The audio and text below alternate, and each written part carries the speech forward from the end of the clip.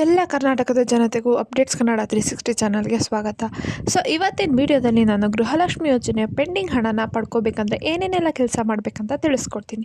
So ವಿಡಿಯೋನ start ಮಾಡೋಕ್ಕಿಂತ ಮುಂಚೆ ನೀವೇನಾದರೂ ನಮ್ಮ ಚಾನಲ್ಗೆ ಸಬ್ಸ್ಕ್ರೈಬ್ ಮಾಡ್ಕೊಂಡಿಲ್ಲ ಅಂದರೆ ದಯವಿಟ್ಟು ಚಾನಲ್ಗೆ ಸಬ್ಸ್ಕ್ರೈಬ್ನ ಮಾಡ್ಕೊಳ್ಳಿ. ಹಾಗೆ ವಿಡಿಯೋನ ಆದಷ್ಟು ಶೇರ್ ಮಾಡಿ, ವಿಡಿಯೋಗೆ ಲೈಕ್ ಕೊಟ್ಬಿಟ್ಟು ವಿಡಿಯೋನ ನೋಡಿ. ಈಗ ಆಲ್ರೆಡಿ 5ನೇ ಕಂತಿನ ಹಣ ಕೂಡ ಮಹಿಳೆಯರ ಖಾತೆಗೆ ಸೇರಿದೆ. ಇನ್ನೇನು 6ನೇ ಕಂತಿನ ಹಣ ಕೂಡ ಬಿಡುಗಡೆಯಲ್ಲಿ. ಅದರನ್ನು ಕೂಡ ಕೆಲವಷ್ಟು ಮಹಿಳೆಯರಿಗೆ ಇನ್ನು 1 ಕಂತಿನ ಹಣ ಕೂಡ ಬಂದಿಲ್ಲ. ಸೊ ಅಂಥವರು ಏನು ಮಾಡಬೇಕು? ಕೆಲವೊಂದಷ್ಟು ಮಹಿಳೆಯರಿಗಷ್ಟೇ ಪ್ರತಿ ತಿಂಗಳು 2,000 ರೂಪಾಯಿ ಜಮಾ ಆಗ್ತಿದೆ. ಆದರೆ ಕೆಲವಷ್ಟು ಮಹಿಳೆಯರಿಗೆ ಇನ್ನು 1 ಕಂತಿನ ಹಣನೂ ಬಂದಿಲ್ಲ. ಸೊ ಇದಕ್ಕೆಲ್ಲ ಮುಖ್ಯ ಕಾರಣ ಅಂದರೆ ಸರ್ಕಾರ ತಿಳಿಸಿರುವಂತೆ ಖಾತೆಯಲ್ಲಿ ಆಗಬೇಕಾಗಿರೋ ಬದಲಾವಣೆಯನ್ನು ಮಹಿಳೆಯರು ಮಾಡ್ಕೊಂಡಿಲ್ಲ. ಸೊ ಅದಕ್ಕಾಗಿ ನಿಮಗೆ ಯಾವ ಕಂತಿನ ಹಣನೂ ಕೂಡ ಇಲ್ಲಿವರೆಗೂ ನಿಮ್ಮ ಖಾತೆಗೆ ಜಮಾ ಆಗಿಲ್ಲ. ಸೊ ಸರ್ಕಾರ ಈಗಾಗಲೇ ತಿಳಿಸಿರುವಂತೆ ರೇಷನ್ ಕಾರ್ಡು ಮಹಿಳೆಯರ ಹೆಸರಲ್ಲೇ ಇರಬೇಕು.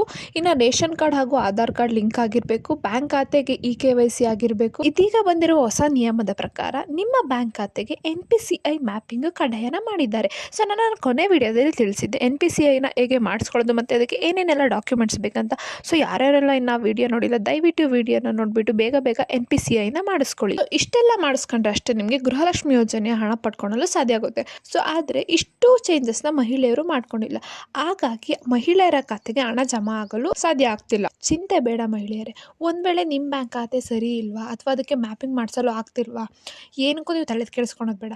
ತಕ್ಷಣವೇ ಹೋಗ್ಬಿಟ್ಟು ನೀವು ಪೋಸ್ಟ್ ಆಫೀಸಲ್ಲಿ ಒಂದು ಬ್ಯಾಂಕ್ ಅಕೌಂಟ್ನ ತೆರೀರಿ. ನಿಮಗೆ ಈ ಅಕೌಂಟ್ಗೆ ಹಣ ಹಾಕೋಕ್ಕಾಗಿಲ್ಲ ಅಂದರೆ ನಿಮ್ಮದು ಇನ್ನೊಂದು ಅಕೌಂಟ್ ಅಂದರೆ ಪೋಸ್ಟ್ ಆಫೀಸಲ್ಲಿ ತೆಗೆದಿರೋ ಅಕೌಂಟ್ಗೆ ಅವರು ಹಣನ ಜಮಾ ಮಾಡ್ತಾರೆ. ಎರಡನೇದಾಗಿ ನೀವು ಇನ್ನೂ ಏನಾದರೂ ಗೊಂದಲದಲ್ಲೇ ಇದ್ದರೆ ನೀವು CDPO ಆಫೀಸ್ಗೆ ಹೋಗ್ಬಿಟ್ಟು ನೀವು ಅಲ್ಲಿ ಅಧಿಕಾರಿ ಬಳಿಗೆ ನಿಮ್ಮದು ಸಮಸ್ಯೆನ ಹೇಳ್ಕೊಳ್ಳಿ. ನಿಮಗೆ ಈ ಯೋಜನೆ ಇನ್ನೂ ಬಂದಿಲ್ಲ, ನಮಗೆ 1 ಕಂತಿನ ಹಣನೂ ಬಂದಿಲ್ಲ, ಯಾಕೆ ಅಂತ ನೀವು ಅವರ ಪ್ರಶ್ನೆ ಮಾಡಿ.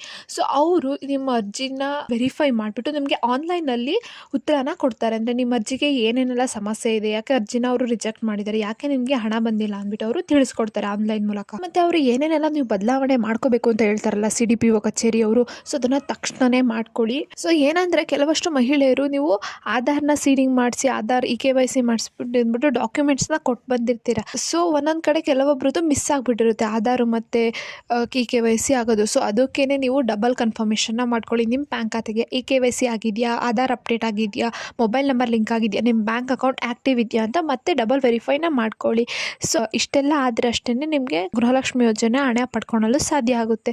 ಸೊ ಇಷ್ಟು ಹೇಳ್ತಾ ಈ ವಿಡಿಯೋ ನಿಮಗೆ ಇಷ್ಟ ಆಯಿತು ಅಂದ್ಕೊತೀನಿ. ಇಷ್ಟ ಆದರೆ ದಯವಿಟ್ಟು ಚಾನಲ್ಗೆ ಸಬ್ಸ್ಕ್ರೈಬ್ನ ಮಾಡ್ಕೊಳ್ಳಿ. ಹಾಗೆ ವಿಡಿಯೋನ ಆದಷ್ಟು ಶೇರ್ ಮಾಡಿ. ಏನೇ ಪ್ರಾಬ್ಲಮ್ ಇತ್ತಂದರೆ ಕಮೆಂಟ್ನ ಹಾಕಿ. ಧನ್ಯವಾದಗಳು.